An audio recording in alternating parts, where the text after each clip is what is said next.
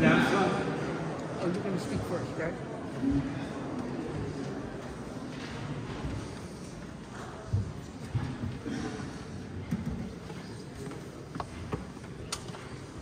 Welcome, my name is Jakob Silver. I am director of the Jødisk Kulturfestival. We have the honor to welcome Ambassador Deborah Lipstadt, who is the United States envoy for monitoring and combating antisemitism in the Joe Biden government. Welcome to all excellencies and dear guests.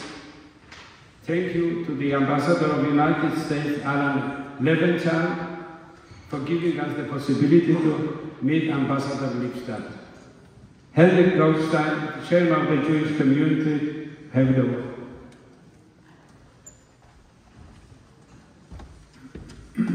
Thank you so much, and especially welcome to Deborah Lipstadt for coming to us, and we enjoyed very much the meeting we already had, and I'm sure that we will enjoy your speech here.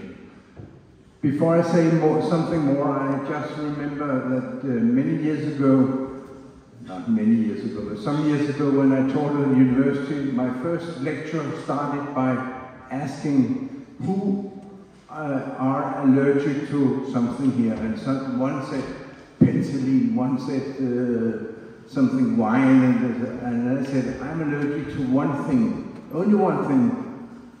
That's mobile telephones ringing in the middle of the lecture. So, yes, so you know what I want to say. I want to say to Deborah, we are very impressed that you're coming here. We're very impressed that the United States has a special envoy, a special ambassador who takes care of the anti-Semitism.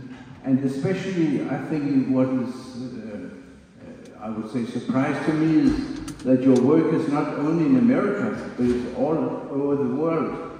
You are coming from America and you take interest in what happens in Denmark, Sweden, Norway. I think that's outstanding. And you may ask, what does Denmark do? So my answer is very clear. We have the best Minister of Justice that we can ever have. And he is more than an ambassador, he's a minister of the government, and he does whatever he can to help us. So the answer to your presence is our Minister of Justice. We have a lot of good friends in the government also, but here we have a representative. Thank you, and I give the floor to Alan Leventhal, the Ambassador of the United States. Please, Alan. Thank you.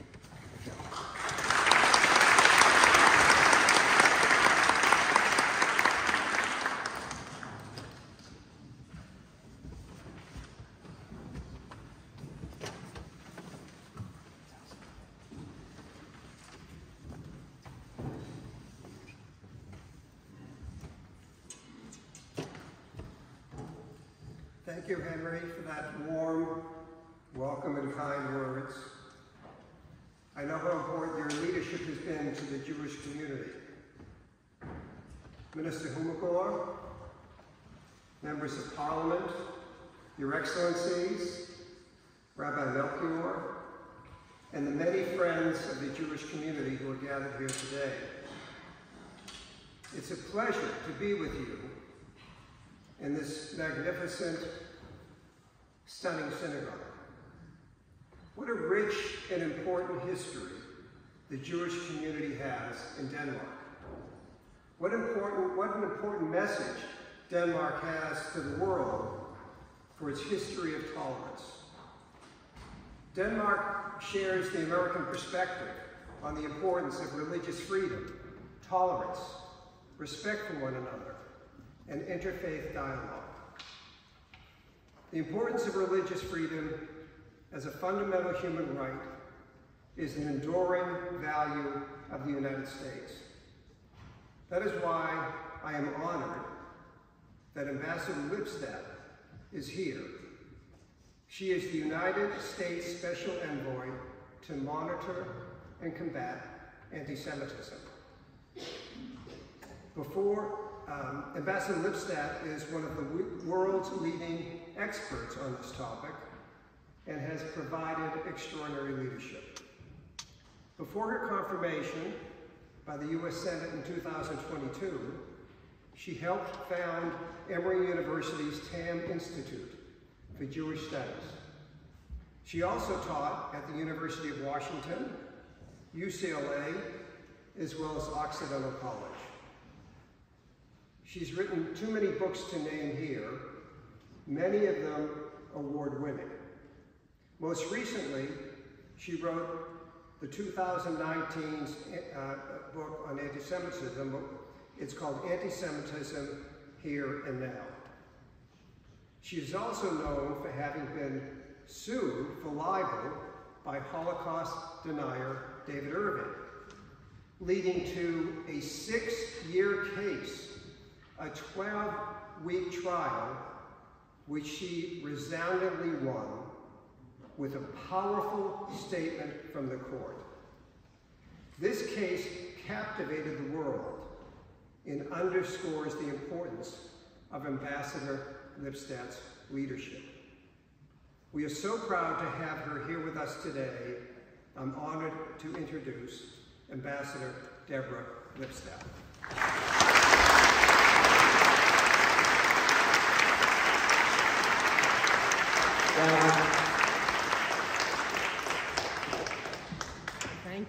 Thank you all. Am I on? Yes. Get it straight. It's a pleasure being here, and I'm truly impressed that on this sunny summer afternoon, you all have decided to come indoors to listen to this lecture. So I hope I will make it worth your while at missing what is outside. First of all, thank you, Mr. Minister. We had a very good meeting yesterday in your office, and as I told you, when I met with leaders in the Jewish community, Henry doesn't just say nice things about you in front of you, he says nice things about you behind your back, and that is a true sign of the respect and the gratitude this community feels towards you. Rabbi Melchior, I've known your father for a long time, and to stand here where your great-grandfather warned the Jewish community on Slichot, on the morning of Slichot, Erev Rosh Hashanah, 1943, and by so doing, even though he was not the rabbi, he was not the official leader, helped save thousands of Jews. But of course, those Jews would not have been saved without the response of their fellow Danish citizens. Sometimes people say that the Danes saved the Jews, the non-Jewish Danes saved the Jewish Danes. And when I teach about, as I told some of you before, that long before, many years before becoming a diplomat, I was a teacher of history and teaching courses on the Holocaust. And when we got to the topic of rescue, the story of Danish Jewry was, of course, one of the primary things that I taught about, and I always introduced it by saying, now for a brief moment, we have some good news.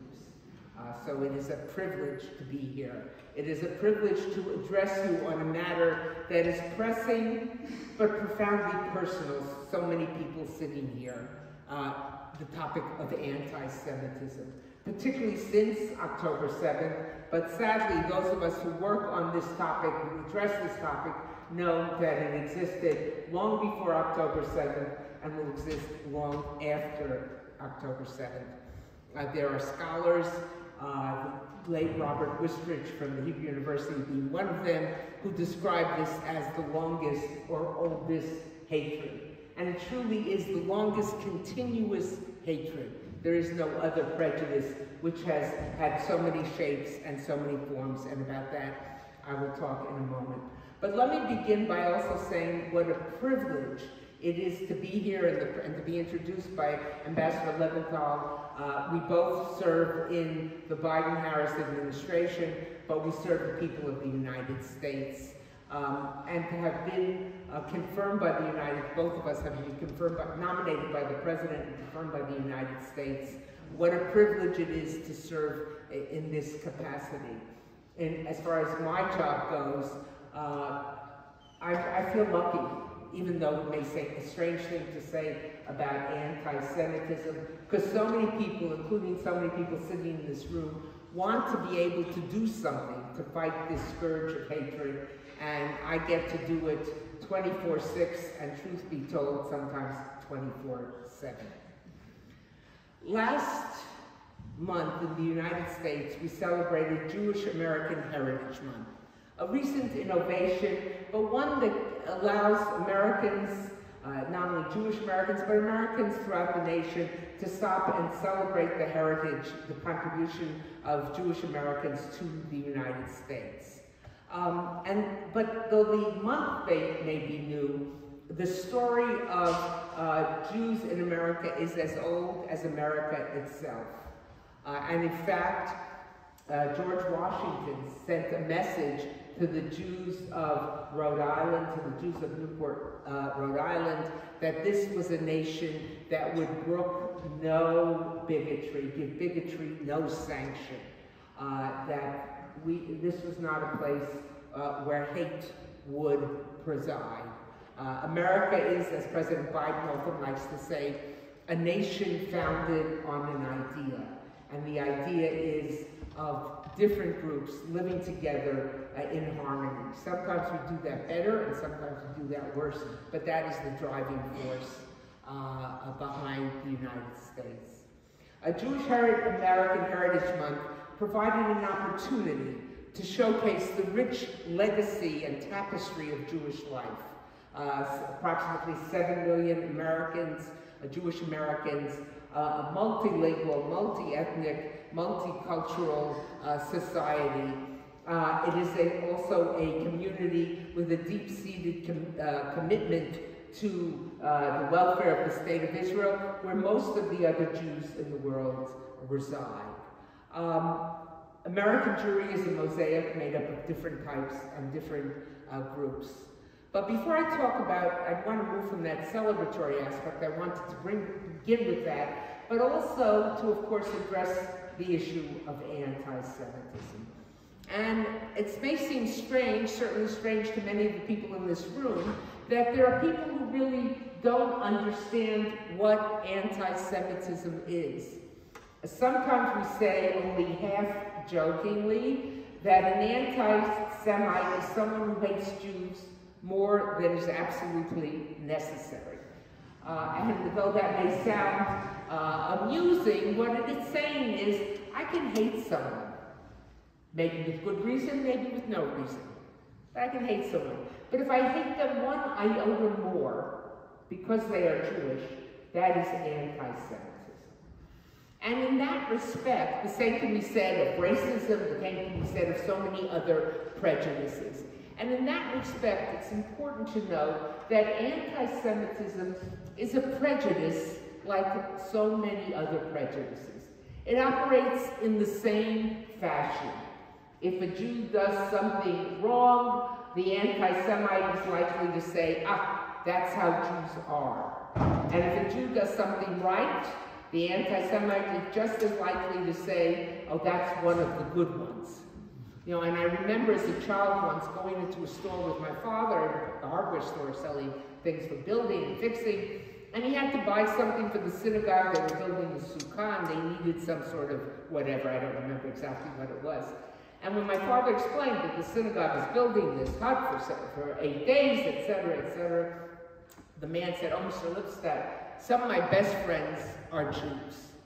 And when we got out of the store, I said, oh, it's not nice, Daddy, that some of his best friends are Jews. He said something to me which I didn't fully understand then, but which I fully understand now. No one will ever boast that in the United States, some of my best friends are white Anglo-Saxon Protestants, or I guess here Lutherans. You know, that if you're boasting about it, you're saying, oh, look at me, I'm so terrific, I'm friendly with or I'm friendly with the good ones. You know, so that often, you know, you can find underneath the philo-Semitism, the pro-Semitism, strains of anti-Semitism. And that works the same for racism, homophobia, and so many other hatreds. It's a prejudice. And think of the etymology of the word prejudice. Prejudge. Don't confuse me with the facts.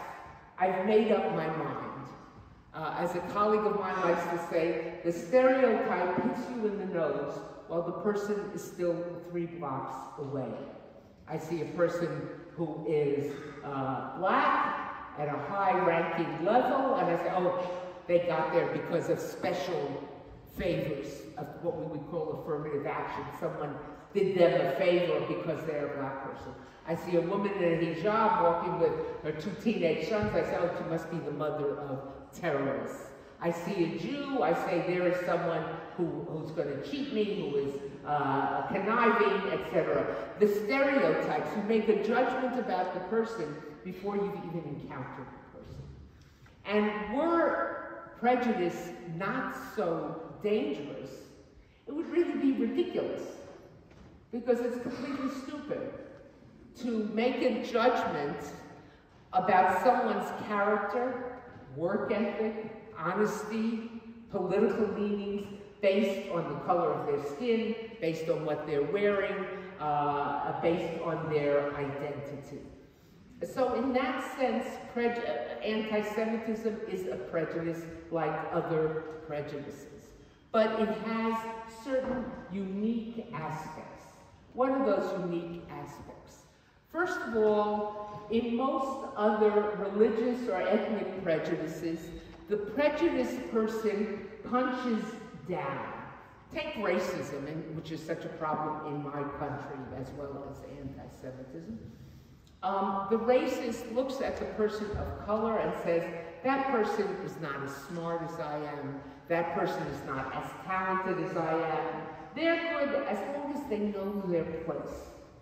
Their place in society is to serve me in one way or another. And that's true also of the anti-Semite. The anti-Semite will often punch down, particularly, let's say, vis-a-vis ultra-Orthodox Jews. We saw that during COVID. Oh, they're dirty. Oh, they spread disease, etc. So they'll punch down. Think of Nazi imagery of the Jew. The Jew is disgusting. The Jew is revolting. The Jew as a despicable entity punching down. So that is typical of most prejudices. However, there's certain different elements, unique elements, as I mentioned a moment ago, in terms of anti-Semitism. Because in addition to the punching down, with anti-Semitism you have a punching up element. Because if you think about the template of stereotypes that are part of anti-Semitism, something to do with wealth. The Jew is wealthy. The Jew is smart, but in a malicious, negative way. Clever, conniving, tricky. The Jew punches above his weight. Small in number, but is able to cause great damage. Think of the protocols of the Elders of Zion. A small group of the famous forgery done by the Tsarist Russian police, but a small group able to control the world.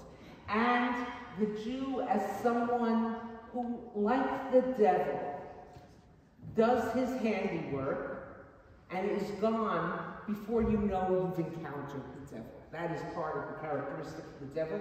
That has its roots in Christian theology, but moves well out of Christian theology.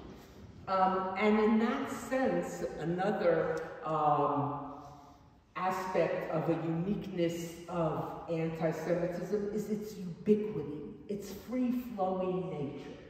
One can find anti-Semitism amongst Christians, amongst Muslims, amongst atheists, amongst Jews, and every other group in the world. One can find it on the far right and the far left and in between. Most ethnic prejudices, certainly we associate with coming from the far right, and we know that that is not the case with anti-Semitism. And anti-Semitism has the ability, like a virus. We're also familiar after our experience with the pandemic, with the nature of a virus. A virus morphs, it changes, it adapts. A friend said to me, oh my God, we have to get another vaccine. I had a vaccine, why do I need another vaccine? I said, because it's a virus, it changes, it adapts. And so too with anti-Semitism.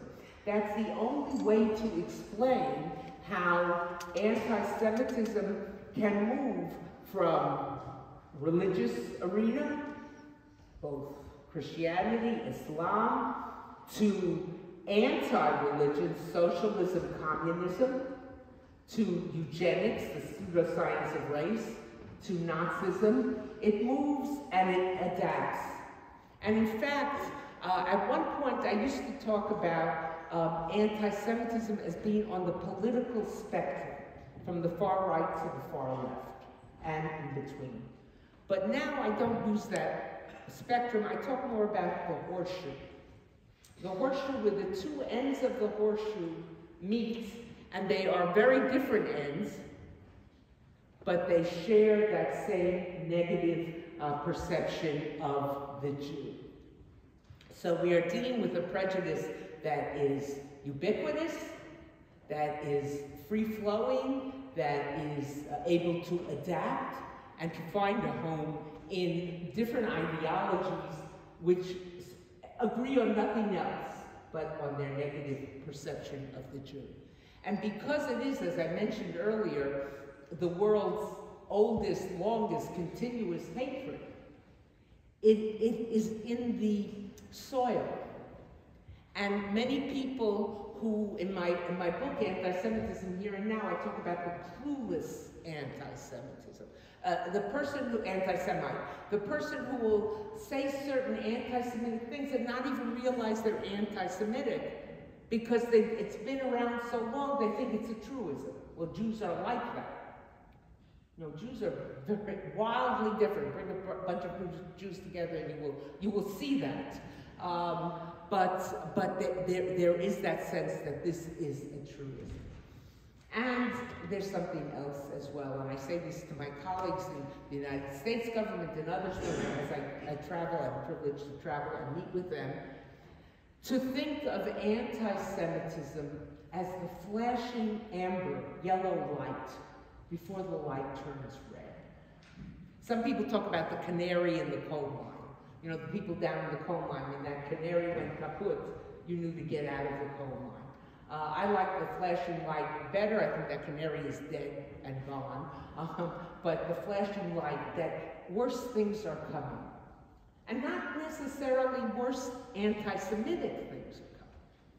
But that anti-Semitism is a signal that something to borrow, well, I can say it here, borrowing from Shakespeare, something is rotten in Denmark, you know?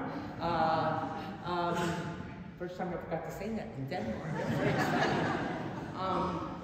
But that it is a warning. And let me explain what I mean by that. By talking, as some of you have already heard me say it since I arrived here, as anti-Semitism as a multi-layered threat. Multi-layered, with each layer drawing from and contributing to the layer on top. And what are the three layers that I want to cite this afternoon? First and foremost, anti-Semitism as a threat to Jews. Jewish community, those associated with the Jewish community, those near the Jewish community. We've had tragedies in the United States, a shooting at a Jewish community center, and because the shooter couldn't get into the building, he killed people in the parking lot, none of whom were Jews. One was someone who worked there, one was a grandfather going to pick up his grandson who was going to be in a play that was being put on at the Jewish Community Center, but they were associated with the Jewish Community Center. So that is the bottom layer. That is sort of like the cornerstone. And were anti-Semitism solely that, only that, it would be something important and worthwhile for a government to address and to try to resolve or to try to mitigate. But it's more than just that. The second layer is a threat to democracy, to rule of law, to public institutions. Why do I say that? Because anybody who accepts the cornerstone, the conspiracy myth, not theory, myth, that is the cornerstone of anti-Semitism, that the Jews control the banks, the media, the government, the weather, whatever it might be, has given up on democracy. If the Jews control those things, then there is no democracy. And conversely, the objects of the hatred, the Jew, worry that the government, the authorities, cannot or will not, two different things, cannot or will not protect them. So they too don't trust democracy. And as I've been saying to many people since I arrived, the foundation stone of democracy is trust. The foundation stone of autocracy is fear. The foundation stone of a dictatorship is fear, punishment. But democracy, you have a trust. Even if the government is not a government you have voted for, your trust is that the institutions will do well by you. So if you lose that trust, the people who believe the conspiracy myth that is anti-Semitism don't believe there's democracy, and the others worry that democracy will not stand up for them. So it is a threat to democracy. But there's a third layer.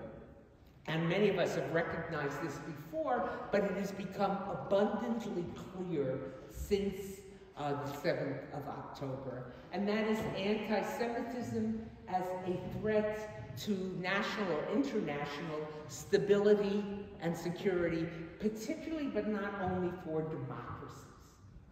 That bad actors, be they other countries, be they non-governmental organizations, terrorist organizations, individuals active on the internet, use anti-Semitism as the Yiddish speakers are kochlöffel, a cooking spoon, to stir up the pot. They use it because they want to see members of democracies such as yours, such as mine, worried, fearful, angry at one another, fearful that they are part of what we call a failed state, that something is wrong in their country and disintegrated. And because anti-Semitism, going back to what I said earlier, is this longest or oldest hatred, it is familiar to people. They couldn't do that about left-handed people. If they wanted to stir up hatred, if you said, oh, it's all the fault of the left-handed people, you would say, let's get you to a doctor, you know, get you some care for you. But if you say, I'm not an anti-Semite, but the Jews did this, well, I don't know, maybe there is some truth to it. And we see that quite clearly. The last point I want to make in sort of this analysis of anti-Semitism, of course, has become so clear since October 7th. And that is, I'm often asked by people, what's the connection between anti-Israelism, anti-Zionism, and anti-Semitism? And initially I used to sort of explain that prior to certainly the 1940s, there were even many Jews who didn't believe there should be a Jewish state, who worried that if there was a Jewish state, they would be looked upon as less loyal to the countries in which they lived. That argument was pretty much laid to rest by the Shoah, by the Holocaust, and of course by the establishment of the state of Israel. But today, when I'm asked that question, I often say, you're asking the wrong person. You should ask the person who torched a synagogue recently in Montreal. You should ask the person who in a march, in a pro-Gaza, pro-Hamas march, carried a sign that said Hitler didn't kill enough of you. You should ask the person, the Jewish person, the students on American campuses as well as on foreign campuses, who was denied entry to the library because they wouldn't say Israel is a racist state. And that kid is just a kid wearing a yarmulke. You can ask the man in Times Square who was beaten up because he was walking through Times Square at the yarmulke, or the woman who was spat upon in Brooklyn or Brighton, England, or other places. In other words, many of those leading this fight, certainly since October 7th, not all, but many of them have connected those two, have morphed their criticism their supposed criticism of Israel into anti-Semitism. Let me be quite clear. I think that this audience doesn't need this to be said, but I feel necessary just in case. Criticism of the state of Israel is not anti-Semitism. If you've ever been to Israel, which I'm sure many of you have, you know that the national sport of Israel is not football, it's criticism of the government. You go to a cafe, everybody knows what the government should be doing better than, and even if it's the government for which they voted, much less if it's the government they didn't vote for, they know all the mistakes it's making. If criticism of Israel policy were anti-Semitism, the hundreds of thousands of Israelis who will be on the street tomorrow at Motzei Shabbat protesting government policies would be anti-Semites, and of course that is ridiculous. But when you single out Israel in a way that you don't deal with other democracies, when you use anti-Semitic tropes, oh, Israel is like that because Jews are like that, or when you say, well, there shouldn't be that you question the legitimate right of a Jewish state to exist, and don't question the right of other theocracies or other states that are rooted in religion, even one like England and so many others, then I have to ask what's going on here. Is this criticism or is this anti-Semitism? So, and that is something that has become so clear to us in the past months. But I want to bring this together on a more positive note. It is Erev Shabbat, and I think that for many of us, many people in this room, Jew and non-Jew, our concern about anti-Semitism has been great, and with good reason. With good reason.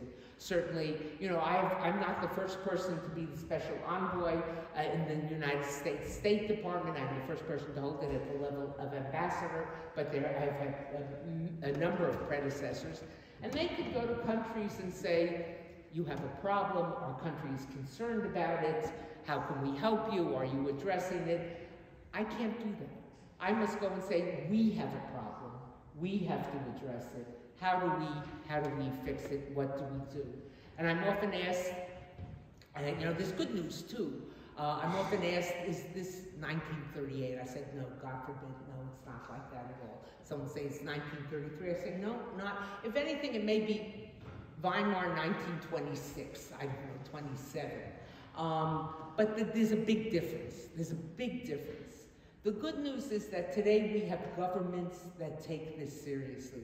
The presence of your Minister of Justice, the presence of other members of the diplomatic corps, my own country, in not only having me in the State Department who deals with anti-Semitism worldwide, but having an action plan, a strategy plan to address anti-Semitism, means that governments are taking it seriously. And that is something new, and that is something different, and that is something that we should celebrate and acknowledge, which I know many of us do. But I want to end on a more positive note, and that is your community embodies a rich and complex history and rich and complex identity. The rabbi this morning was talking about the tragedy of 2015, what happened here. We will, of course, we all know it, and I don't have to go into detail, but how you felt that the Danish society hugged the Jewish community and supported the Jewish community, and described for me how you couldn't pass down the street, not because of security guards, but because there were too many flowers in the street. That's not normal. That doesn't happen every place. And that's because Danes saw what happened here has happened to their fellow citizens. The history is so rich, and again, I don't have to belabor the point because I'm talking to people who are here because of what non-Jewish Danes did for their fellow Danish citizens. But I want to step back from Denmark and from my own country for a moment and just talk about the fight against anti-Semitism. How important it is that not become the raison d'etre, the reason for Jewish identity. As your festival, just looking at through the program, even though I couldn't understand much of the Danish, I could figure out what was going on.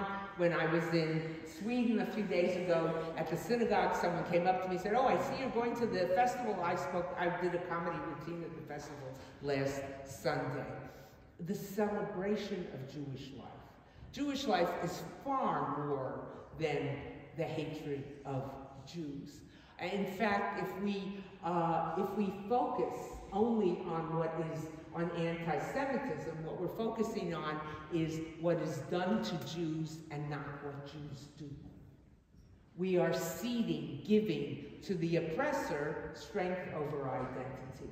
I once met a man, a very successful professor, who told me that when he started his career, he was so busy building his career that he couldn't really worry about the Jewish education of his two then young sons. I said, and then his first marriage, and then second marriage, he said, "No, I really am pouring everything I can. I want my daughter to really grow up as a proud, identifying Jew." He said, "My two boys, they don't really know very much about their identity, but should anything ever happen to the Jews, I know, or there's an attack or there's anti-Semitism, they will be at the barricades, they will be at the front line. And of that I'm very proud." And I smiled and didn't say anything, but in my heart was breaking a little bit. Because for them, their Jewish identity was something only to be defended against the haters. And they had ceded, they had given to the haters power over their identity. When the hate was strong, they felt more Jewish. When it wasn't, and they felt less so. And they were losing out on that rich, variegated, multifaceted tradition which my country just celebrated last month in Jewish American Heritage Month, and you're celebrating now in this festival. We cannot let Jewish history and Jewish life and Jewish culture become what is done to Jews rather than what Jews do. We cannot let it be Jew as object, what happens to Jews, but rather Jew as subject, what Jews do.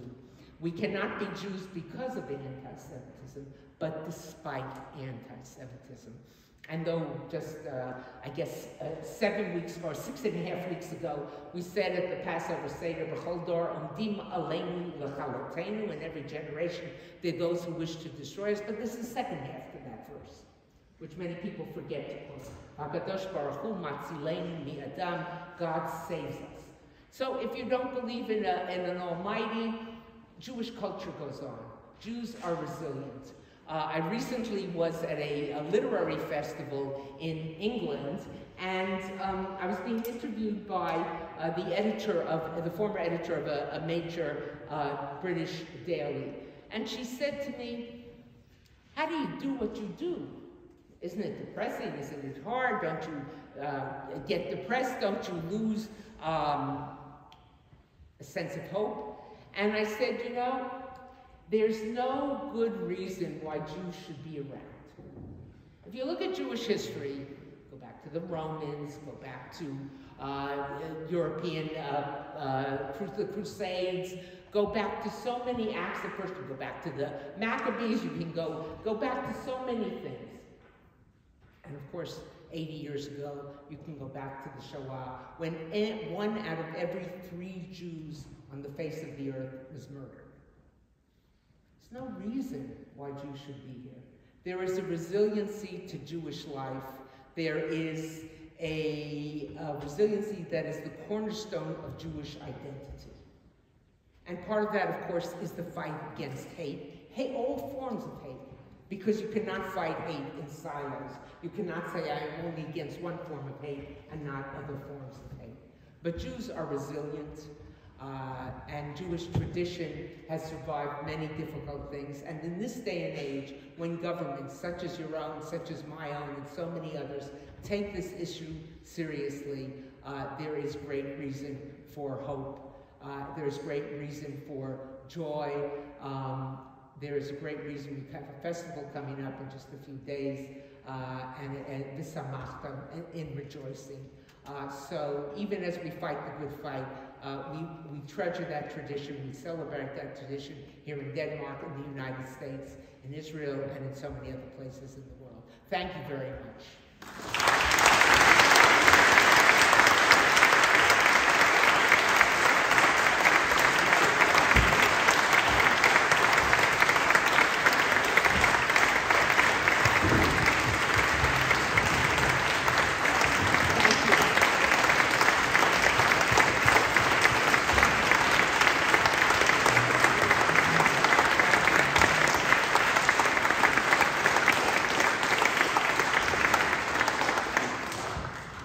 Thank you so much, Ambassador. It was really amazing to have this structure and put words on all the thoughts that many of us have. My name is Michael. I work here on communication, not in this house, but the community. And I have will facilitate any questions we have here. But let me start with, we already had a chance to talk, so I might repeat some questions.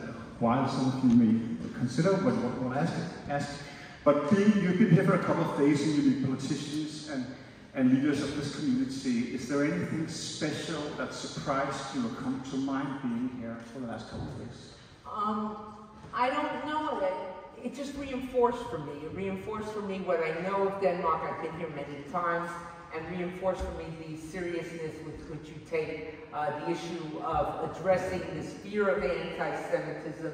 And what also is, reinforced me, and I've heard this from my colleague Ambassador Lipstadt, how proud Danes are of what their parents, what their grandparents did, and how many times he's been taken to places and say, this is where, if I get it right, this is where my grandfather helped Jews get to Sweden. This is where he had his boat, and this is where my grandmother helped. This is where what we did. When people are proud of things like that, it gives one a feeling of hope. When you're traveling around the world as an ambassador, you might come to countries that are not as friendly and not have the same opinion experience as we have. How is it like for you traveling to such different countries? Well, I think I'm not going to name countries. I've learned not to do that. It's just like rabbis and ministers know they don't. So is this one welcome to this person and that person because they're going to forget someone else? But not all countries take it as seriously. But I would say that what is quite striking is certainly in the democratic world. In the world of democracies, whether it's the European Union, whether it's the OAS, the Americas, there is a sense that this is something that has to be addressed seriously. And those countries that don't are a little uncomfortable by that fact. So if it makes them do good things, then I feel it's okay. Please, if you have any questions, please make your note of here.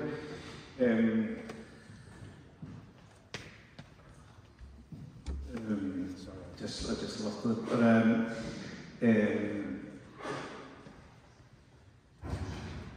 please, have some questions. Please help me here.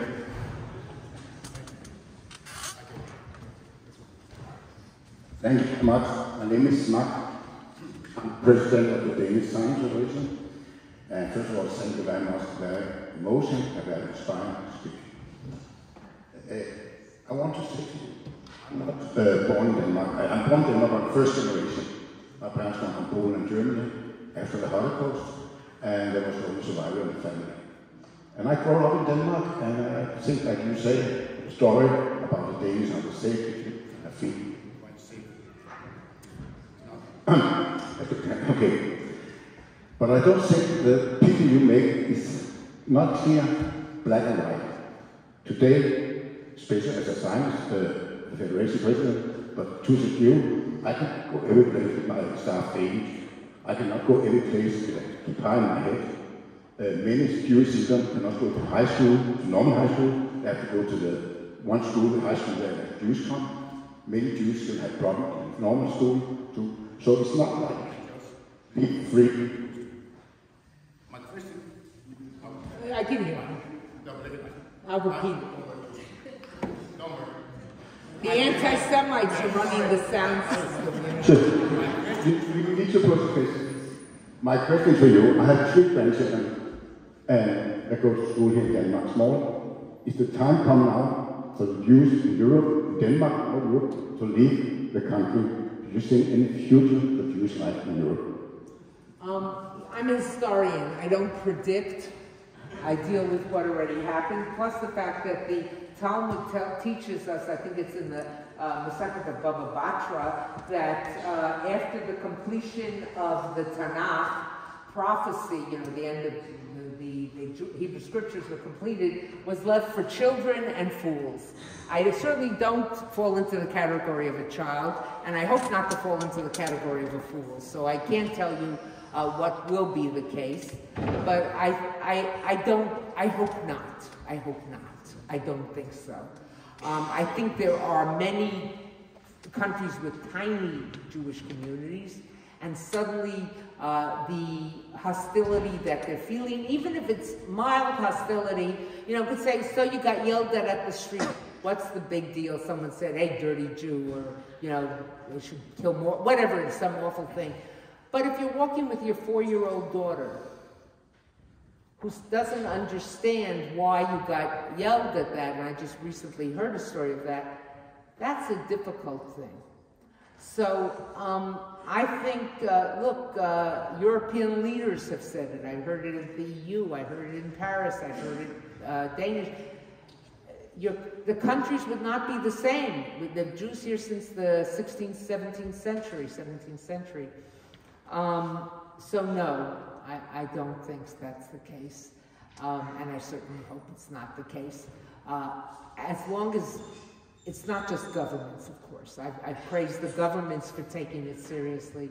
If only what we in government could do could solve the matters, but it calls for a whole of society approach. Everyone must speak out.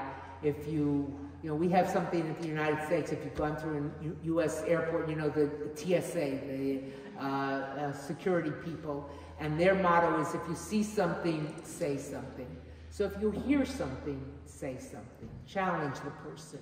Doesn't mean you have to sock them in the nose, or hit them, but challenge them. That's not right. That's anti-Semitism. That's hatred. I think that's necessary for everyone in society to do. Thank you. We also have microphones upstairs, so if anyone upstairs wants to say something, please go ahead. And let me remind you, we are talking questions, not comments. Yes. Yeah, Linda.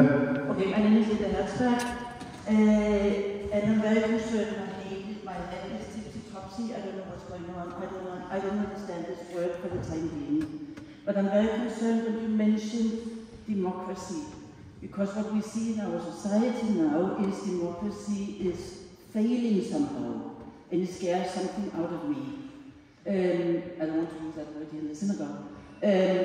But you see the vandalism at the university, and the students get right, they get their will through, etc., etc. And it makes me scared somehow that we are not, and ministers are talking, they're interrupted at large. So this really scares me. Many people share your concerns and share your fears, as exemplified by what we've seen on campuses worldwide, in the United States, outside the United States. I was just in Lund, in Sweden, where speaking at the university, and saw that there as well. What it calls for is for all of us to speak up and say, irrespective of how you might feel about a political situation, freedom of speech does not give you the right to trample on other people's freedoms. Freedom of speech does not give you the right to prevent others from learning. There is limits, and what we're seeing is, I won't downplay it, it's a matter of great concern, but I also think there are those in the world, as I said, some countries, some NGOs, non-governmental organizations, terrorist organizations, others who are very happy that you're feeling the way you're feeling, and are doing things to make you feel the way you're feeling. It's a known fact, a public fact, that during COVID, in the at least on English-speaking platforms, Russia put out pro-vaccine and anti-vaccine postings. You might say, why pro and why anti? Because they weren't interested in the vaccine. They were interested in seeing Americans and English-speaking people, maybe it happened in other languages as well, yelling at each other, fighting with each other. It's very important. You know, democracy is a very fragile thing. Very, very fragile thing. So when you talk about anti-Semitism as the canary in the coal mine, not a canary in the coal mine, as the flashlights, right. There are people that are igniting these flashlights. There are people who are igniting this light, but I think there's something else that has to be recognized. They can't ignite the light. They can't create a fire where there are no embers. They can add fuel to a fire. That's why I said if they try to create hatred of left-handed people, and they throw all sorts of stories out about left-handed people, would say this is crazy. But if they take a prejudice that whether in my country could be racism, anti-Semitism, but they take something that people are willing, already have some sense that this is a legitimate hatred, they can then amplify it and build it up. Yes, my name is Avi. For me, I've seen the case, your case against David Irving. David Irving's case against me. Yes, I'm sorry. That's all right. You're not the only one who makes that mistake. For me, how I see upon a denier like David Irving, or a denier of the Holocaust, is the foundational issue of being a denier is that the fact doesn't fit into their agenda. So instead of changing the agenda, they're changing the fact. So it can fit into the agenda. Mm-hmm. This is exactly how I see today, after this 7th of October, people on the left wing, left-wing people, and call themselves anti-racist people, are openly saying that the rape of the women during the 7th of October didn't exist or half existed. Even Susan Sarandon, as an actor in the United States, said that. Do you compare this issue with the issue of denial like Yes. In fact, I can send you to an op-ed, an editorial column that I wrote together with my colleague, Ambassador Michelle Taylor, who is the American ambassador to the Human Rights Council in Geneva. We published it in The Guardian in London. And we talked about the failure of feminist groups and progressive groups to respond to the what we call gender-based violence, which is a fancy word for rape, mutilation of women, and the related outrageous acts that happened on October 7th, 8th.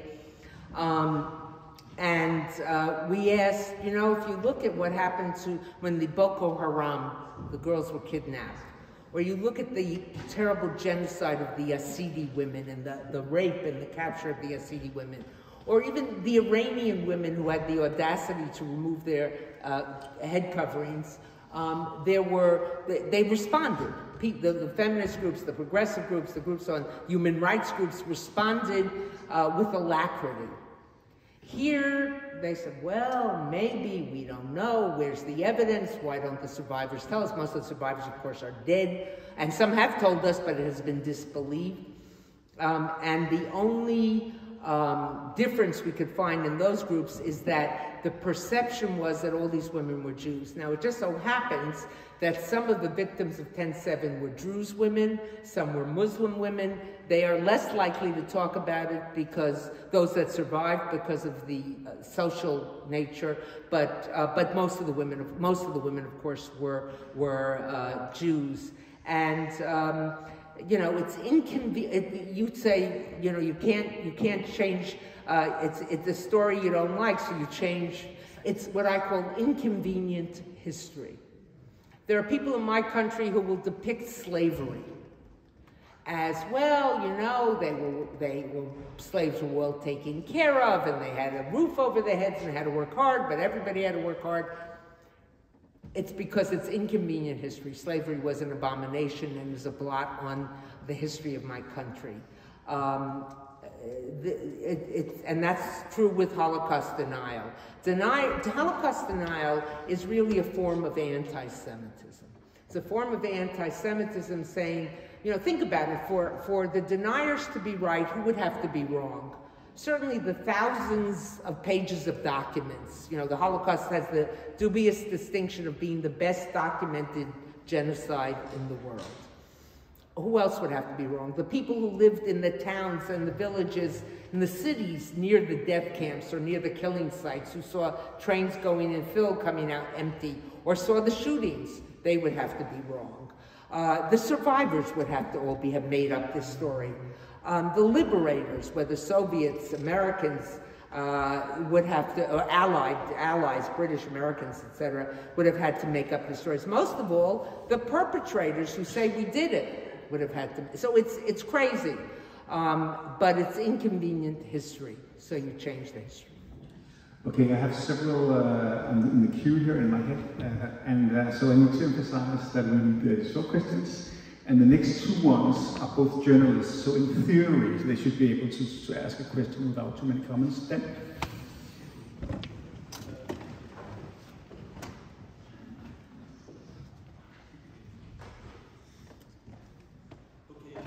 Do you need this one? A big issue about this circumcision. An American organization called Intact has actually got a ground here in Denmark and is having a huge influence on Danish politicians. They want to. This is David. I said a big issue in Denmark is since 5 years, something like that, with religious circumcision. Quite serious, actually. An American organization called Intact has created a Danish branch called Intact Denmark, and they're quite influential, actually. They have influenced a lot of Danish politicians, and from time to time, the Danish parliament is dealing with this issue, voting on whether it should be forbidden here in Denmark to circumcise for religious reasons. Fortunately, your embassy here has been talking to those people, which annoyed them very much. And some of the political parties thought that it was absolutely absurd that the American embassy should interfere in that question. But have you seen something like it in the other countries, or is it just a Danish-American? No, there are movements in other countries. I can't assess the strength of each of them. But there are those who oppose circumcision. Some may do it on the idealistic or what they perceive as moral grounds. Some may do it out of anti-Semitic reasons. I don't know what their reasons are. I don't know the specific group that you talk about. I've heard of them, but I don't know them. But I would say this. On a continent where most of the place, if you want to visit Jewish sites, you go to see synagogues that are now museums or movie theaters or shuttered, or you go to see where the Jews used to live, or you go to countries, in the vast majority of the European continent, Jewish life is a shadow of what it once was. And anything that would make Jewish life virtually impossible. You know, I know there's a debate, and the United States government is taking part in this as well, on the grounds of international religious freedom, about shechita, about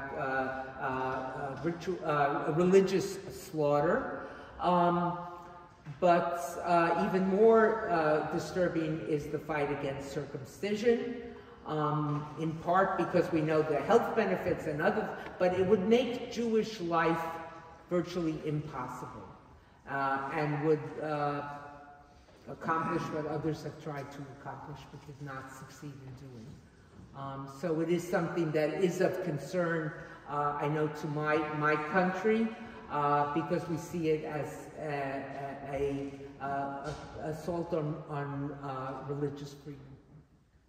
Okay, we have Samuel, we have one upstairs. Yes, please.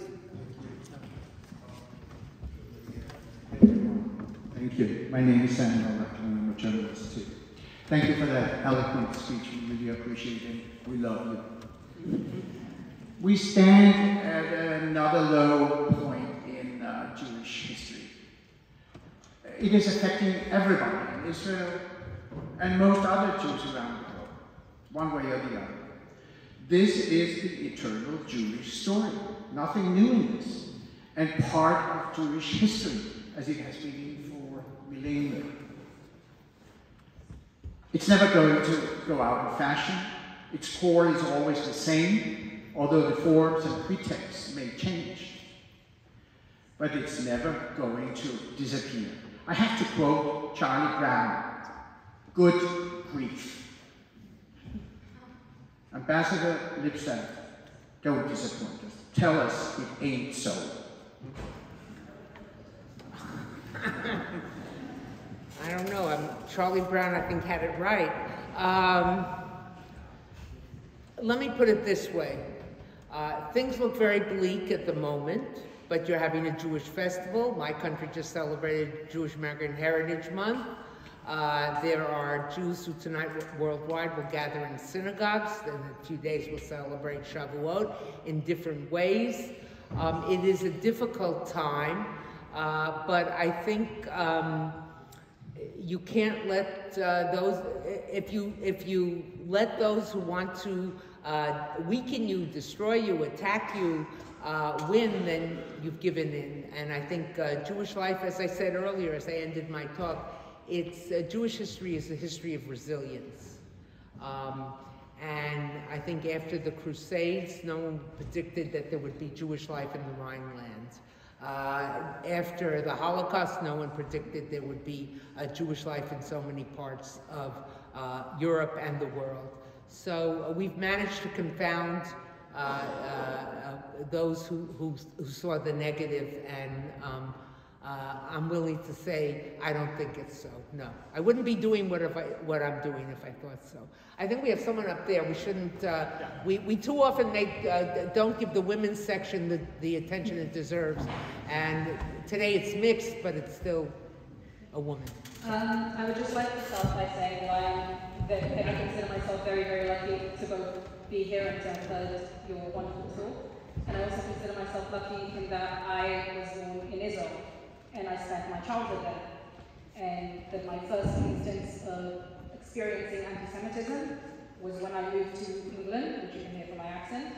And my mum told me when we were in the streets to try to speak to her only in English and not in Hebrew.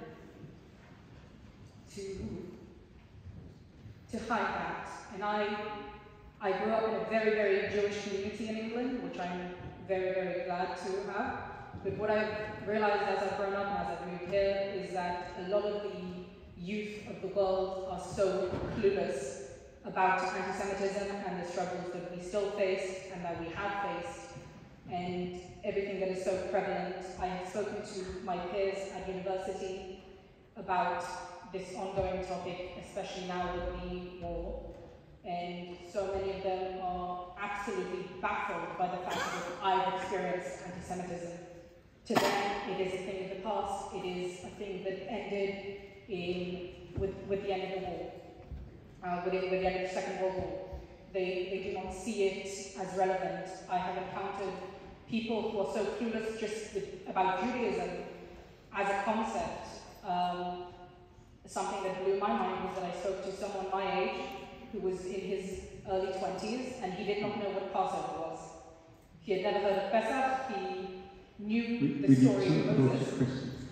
Yeah, so my question to you is, do you think that there is any way that we can reach the youth of the world and educate them in a way where they will understand, that we can ever reach a time when people know our struggles? Well, it's, in a way you're asking a different rendition of the question that came before, but I very much appreciate hearing from a younger person and hearing from someone who has experienced it in that way. I can't predict But I can tell you this, and maybe to close, because I know our time together is ending. I can say that if we don't respond, and when I say we, I don't mean just the Jewish community. I say certainly governments, and in your country, your government has responded. But if the whole of society, as we talk about it in America, society is large, it's never a good thing. And, you know, that flashing amber light, when I was talking about it, the red light that goes on may not mean more anti-Semitism, but it will mean disruption of society, disruption of democracy.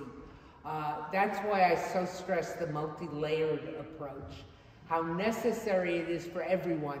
If you care about Jews, okay, or you are a Jew, or you have Jews in your family, or your Jewish neighbors or friends, you can, and you might care about anti-Semitism. If you don't, but you care about democracy, care about anti-Semitism, fighting anti-Semitism. And if you care about the security and stability of your countries, of your democratic institutions, of rule of law, of public institutions, then fight this battle. It is crucial, it is necessary, but it also cannot become the sum total, and maybe to close with this, it cannot become the sum total of Jewish identity. If it does, if Jews become Jews, or their motivating factor in identifying is anti-Semitism, then on some level we will have lost the battle. And the tradition we have is far too precious and has given far too much to the rest of the world to let that happen. I feel very lucky to be able to do what I do. I feel very lucky to have been given a good Jewish education. I know who I am, I know what I stand for, and it makes it easier to fight against things such as Jew hatred. Hello. Thank you for being here. Let Go ahead. Thank you for being here. My name is Rebecca. I have a question regarding what I seem to see among Jewish communities in the diaspora, where it's almost as if there is a tend to dissociate from Israel and focus on the fact that we are whatever Danish Jews or British Jews or whatever it may be, almost as an attempt to avoid being attacked and sort of say, oh, whatever's going on in Israel has nothing to do with us. We are living here, we have nothing to do with that. Whereas you could argue that Israel and Jews are inseparable. What is your thoughts on that? Okay, to answer a complicated issue very briefly, people can try to